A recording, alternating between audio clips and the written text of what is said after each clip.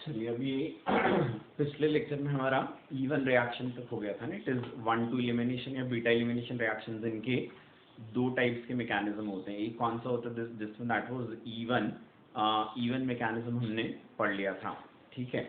अब दूसरा जो है कौन सा, दैट इज E2 है ना। E2 का मतलब क्या होता है, it is elimination by molecular, है ना। मतलब यहाँ RDS में क्या रहेंगे, दो मॉलिक्यूल्स इन्वॉल्व होंगे, ठीक है ना। यहाँ RDS में दो मॉलिक्यूल्स का इन्वॉल्वमेंट होता है। अब क्या यहाँ रिएक्शन में अल्काइल हैलाइड एक मॉलिक्यूल है, KOH दूसरा है, अल्कोहल तो सॉल्वेंट है ना। रिएक्शन में दो रिएक्टेंट्स हैं और रिएक्शन की मॉलिक्यूलरिटी भी 2 ही है, ठीक है ना। क्या बोला हमने, रिएक्शन में दो रिएक्टेंट्स हैं और मॉलिक्यूलरिटी भी 2 ही है, ठीक है। ऐसा यदि है तो कौन सी वाली चीज होगी, तो हम बोलेंगे दो मॉलिक्यूल और मॉलिक्यूलरिटी भी 2, ठीक है। मतलब रिएक्शन जो होगी इस बार एलिमेंट्री हो सकती है। आया बेटा समझ में, है ना। क्या हो जाएगा, रिएक्शन में दो मॉलिक्यूल्स इन्वॉल्व हैं और मॉलिक्यूलरिटी भी 2 ही है, ठीक है।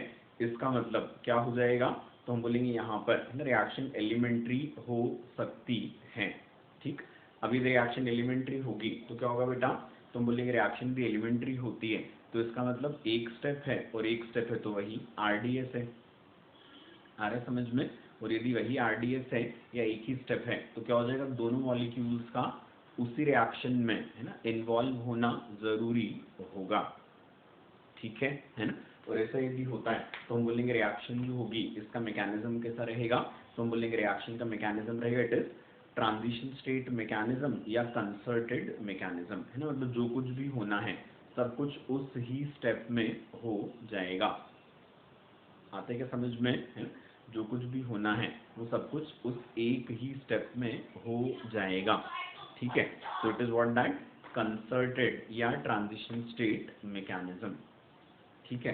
तो क्या होता है इस मैकेनिज्म में, यहाँ से कार्बन हाइड्रोजन बॉन्ड टूटेगा, कार्बन हाइड्रोजन बॉन्ड टूटेगा, हाइड्रोजन OH के साथ जाएगा और इसी समय में क्या हो जाएगा, कार्बन कार्बन के बीच में पाई बॉन्ड बन भी जाएगा।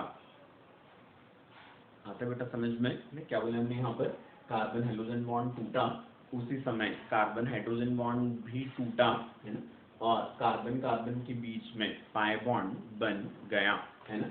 यहाँ से ये जो H है इसको कौन खींच कर ले जा रहा है, दैट इज OH खींच कर ले जाता है। आगे समझ में।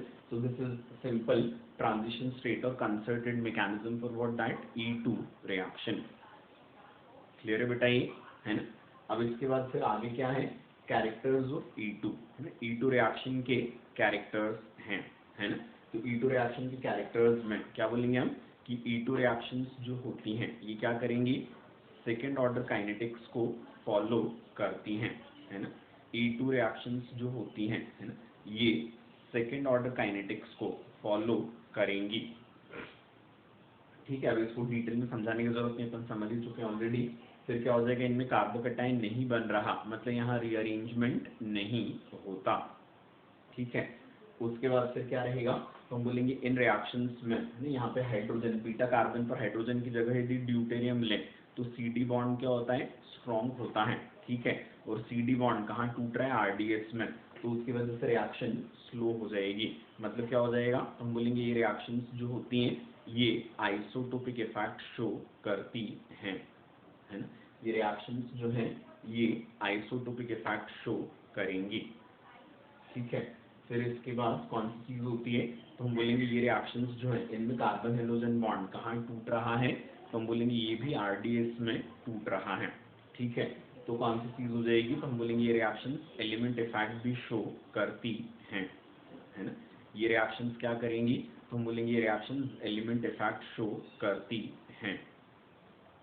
आया बेटा समझ में, ठीक है। इसके बाद फिर अगली चीज जो होती है ये कौन सी रहेगी, दैट इज रिएक्टिविटी, ठीक है। रिएक्टिविटी जो रहेगी अल्काइल हैलाइड्स एंड अल्कोहल्स की, यदि हम देखें किसके लिए, that is for E1 and E2, है ना। तो रिएक्टिविटी में क्या रहता है, तो हम बोलेंगे it is 3 degree, more than 2 degree, more than 1 degree, है ना। That is the order of alkyl halides and alcohols for both E1 and E2, है ना। E1 E2 दोनों ही रिएक्शंस के लिए क्या रहेगा, अल्काइल हैलाइड्स एंड अल्कोहल्स, इनकी रिएक्टिविटी का जो ऑर्डर होता है ये सेम होता है। आया समझ में, है ना। And this order is what, तो हम बोलेंगे it is 3 degree more than 2 degree more than 1 degree, है ना। E1 के लिए ये वाला जो ऑर्डर होता है इसको हम जस्टिफाई करेंगे कैसे, तो हम बोलेंगे E1 के लिए ये ऑर्डर जस्टिफाई होता है on the basis of carbocation की स्टेबिलिटी, है ना। कार्बोकैटायन क्या रहेगा, जितना ज्यादा जिस रिएक्शन का रिएक्शन इंटरमीडिएट जितना ज्यादा स्टेबल होता है वो रिएक्शन क्या होती है, उतनी ज्यादा फास्ट होती है, ठीक है। तो 3 डिग्री हैलाइड या अल्कोहल से बनने वाला कार्बोकैटायन इज 3 डिग्री, है ना। 2 डिग्री से बनने वाला कैटायन 2 डिग्री रहेगा और 1 डिग्री से बनने वाला कैटायन 1 डिग्री। स्टेबिलिटी क्या होती है, 3 डिग्री कार्बोकैटायन की सबसे ज्यादा, इसलिए 3 डिग्री अल्काइल हैलाइड की रिएक्टिविटी सबसे ज्यादा रहेगी फॉर E1, और 1 डिग्री कार्बोकैटायन की स्टेबिलिटी सबसे कम, तो उसकी रिएक्टिविटी क्या हो जाएगी, सबसे कम हो जाती है। आए बेटा समझ में, ठीक है। अब इसके बाद फिर हम कौन सी चीज बोलेंगे, E2 के लिए इसी रिएक्टिविटी ऑर्डर को हम जस्टिफाई करेंगे कैसे, तो हम बोलेंगे जैसे जिस रिएक्शन का रिएक्शन इंटरमीडिएट जितना ज्यादा स्टेबल होता है वो रिएक्शन उतनी ज्यादा फास्ट होती है, तो वैसे ही कौन सी चीज हो जाएगी, तो हम बोलेंगे जिस रिएक्शन में, है ना, क्या होता है, तो हम बोलेंगे जिस रिएक्शन में सिर्फ ट्रांजिशन स्टेट इन्वॉल्व होती है, तो हम बोलते हैं जिस रिएक्शन की ट्रांजिशन स्टेट जितनी ज्यादा स्टेबल होगी वो रिएक्शन उतनी ज्यादा फास्ट हो जाएगी, है ना। जिस रिएक्शन की ट्रांजिशन स्टेट जितनी ज्यादा स्टेबल वो रिएक्शन उतनी ज्यादा फास्ट, ठीक है। तो कौन सी चीज होगी बेटा यहाँ, तो हम बोलेंगे जैसे 3 डिग्री अल्काइल हैलाइड है तो इससे बनने वाली अल्कीन जो बन रही है ना, जैसे ये जो पार्टिकुलर है तो इसमें 6 अल्फा हाइड्रोजन है, ये 2 डिग्री हैलाइड है, इससे बनने वाली अल्कीन में क्या है, 3 अल्फा हाइड्रोजन, तो हम बोलेंगे इसकी transition state is stabilized by hyper conjugation of 6 alpha hydrogen, और इसकी transition state is stabilized by hyper conjugation of 3 alpha hydrogen, ठीक है। तो कौन सी चीज हो जाएगी, तो हम बोलेंगे इसकी ट्रांजिशन स्टेट ज्यादा स्टेबल है तो क्या हो जाएगा, तो हम बोलेंगे ये वाली अल्कीन मतलब ये वाली रिएक्शन ज्यादा फास्ट हो जाएगी इसके बजाय, ठीक है। तो हम क्या बोलते हैं कि जैसे जिस रिएक्शन का रिएक्शन इंटरमीडिएट जितना ज्यादा स्टेबल वो रिएक्शन उतनी ज्यादा फास्ट, वैसे ही जो reaction transition state mechanism follow करती हैं उनमें क्या होता है, तो हम बोलेंगे जिस रिएक्शन की ट्रांजिशन स्टेट जितनी ज्यादा स्टेबल वो रिएक्शन उतनी ज्यादा फास्ट, समझा गया बेटा बात ये। तो E2 रिएक्शन में रिएक्टिविटी ऑर्डर जो होता है this again is what, 3 degree more than 2 degree more than 1 degree, आगे बेटा समझ में, है ना। अब इसके बाद फिर अगली चीज जो हम देखेंगे इसमें कौन सी होती है, दैट इज ओरिएंटेशन, है ना। ओरिएंटेशन का मतलब क्या होता है बेटा, तो हम बोलेंगे जैसे एलिमिनेशन रिएक्शन में ओरिएंटेशन की यदि हम बात करें तो इसका मतलब होता है कि जो ग्रुप या एटम्स एलिमिनेट हो रहे हैं ये मॉलिक्यूल में किस जगह से एलिमिनेट होंगे, है ना, ये डिसाइड करना क्या कहलाएगा, ओरिएंटेशन इन एलिमिनेशन, है ना। यहाँ जैसे डिहाइड्रोहाइलोजेनेशन की यदि हम बात करें तो कौन हट रहा है इसमें, हैलोजन एंड हाइड्रोजन, ठीक है।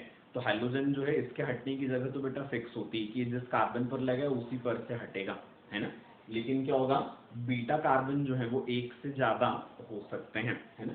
जैसे कि इसको यदि आप देखोगे तो यहाँ क्या है, हाइड्रोजन लगा ये अल्फा कार्बन पर और बीटा कार्बन सिर्फ एक ही है, ठीक है। तो इस वाले केस में जब डिहाइड्रोहाइलोजेनेशन हो रहा है तो हाइड्रोजन और हाइड्रोजन दोनों के हटने की जगह क्या हो चुकी है, फिक्स हो चुकी है, ठीक है।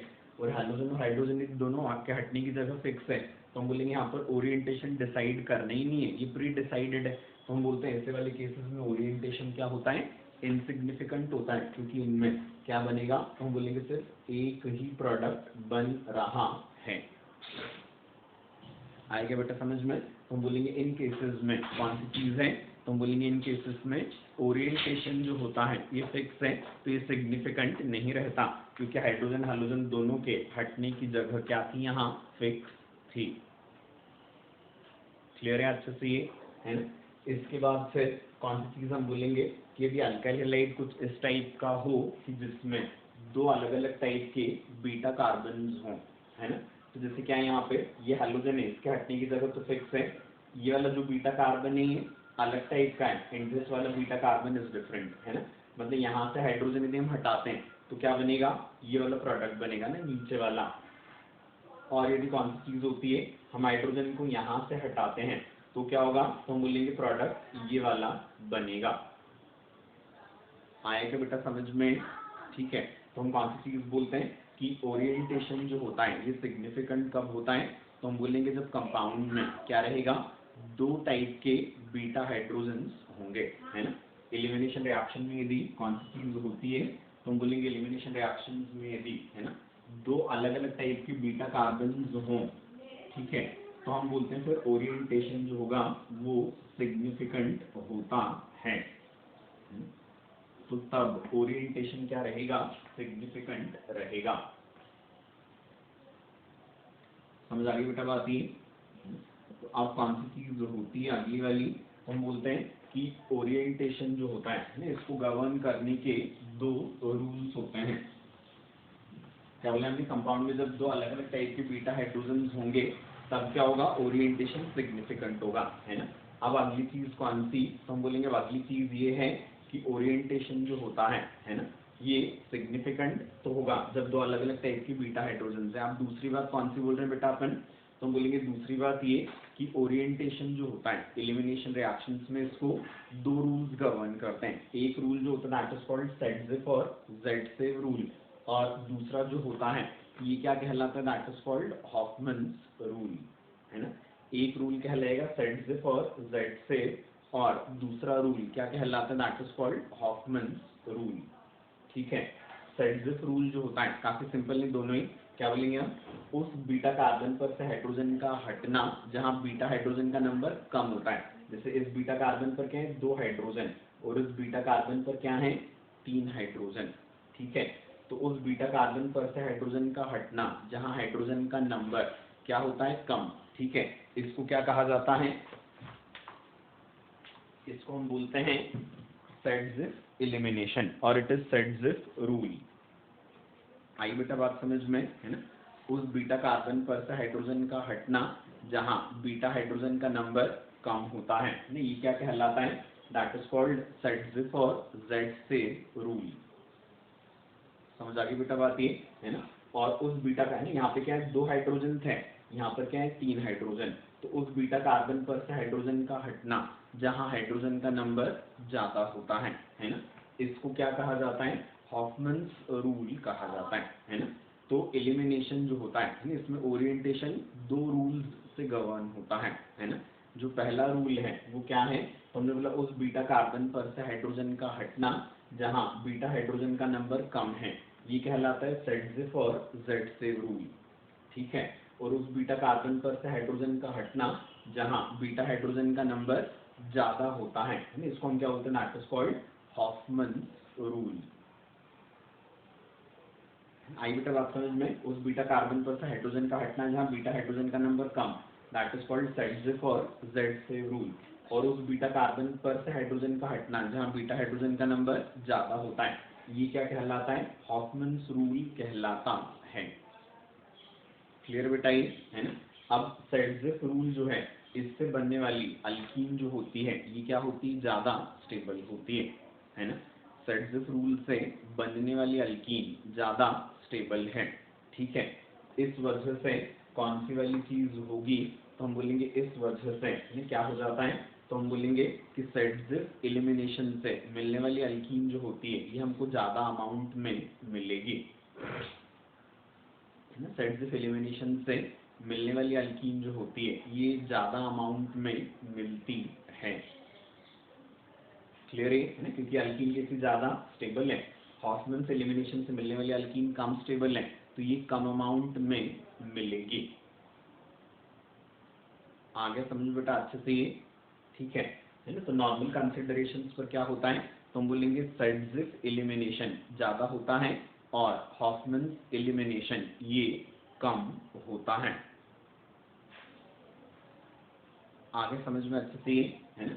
आप कौन सी चीज बोलेंगे बेटा अपन आगे ना, नोट लगा के लिखते चलना, है ना, कि कुछ केसेस होंगे जिनमें क्या होगा, हॉफमन्स एलिमिनेशन डोमिनेंट होता है ना। तो हम बोलेंगे नंबर 1 क्या रहेगा, इट इज जब अल्काइल क्लोराइड की हम बात करते हैं, तो अल्काइल क्लोराइड में क्या रहेगा, ये हॉफमन डोमिनेंट होता है ना। अल्काइल क्लोराइड के साथ हॉफमन्स डोमिनेंट होता है। फिर उसके बाद यदि एलिमिनेशन अपन किससे करवाएंगे, इट इज ट्राइथाइल अमीन या पोटेशियम टर्शियरी ब्यूटाऑक्साइड, तो इसके साथ भी क्या होगा, हॉफमैन्स एलिमिनेशन डोमिनेंट होता है ना। क्या बोला अपन ने, अल्काइल क्लोराइड्स के साथ हॉफमैन्स एलिमिनेशन डोमिनेंट है, इसके बाद ट्राइथाइल अमीन या पोटेशियम टर्शियरी ब्यूटाऑक्साइड, इनके साथ हॉफमैन्स डोमिनेंट होता है।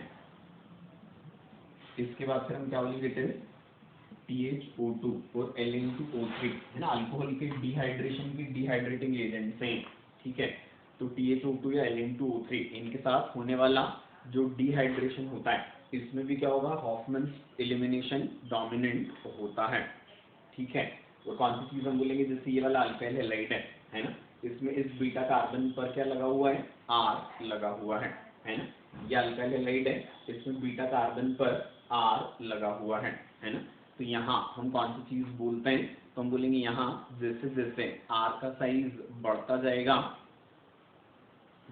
यहाँ जैसे जैसे क्या होता जाता है, तो हम बोलेंगे यहाँ जैसे जैसे R का साइज बढ़ता जाएगा ना, वैसे वैसे कौन सी चीज होती जाती है, तो हम बोलेंगे इट इज हॉफमैन्स एलिमिनेशन जो होगा ये डोमिनेंट होता जाता है ना।